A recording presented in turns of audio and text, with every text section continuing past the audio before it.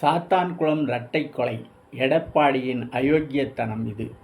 தந்தை மகன் இருவரும் உடல்நலக்குறைவால் இறந்தார்கள் என வாய் கூசாமல் பொய் சொல்லி இந்த குற்றவாளிகளை காப்பாற்ற முயன்ற கேடுகெட்ட அயோக்கியன் எடப்பாடி பழனிசாமி.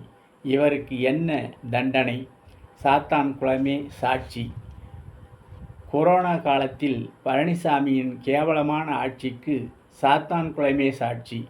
தந்தை மகன் கொலை வழக்கில் மூச்சு திணறல், உடல்நலக் குறைவினால்தான் உயிரிழந்தார்கள் என பழனிசாமி சொன்ன அபாண்ட பொய்யை வெட்ட வெளிச்சமாக்கிவிட்டது கோர்ட் தீர்ப்பு.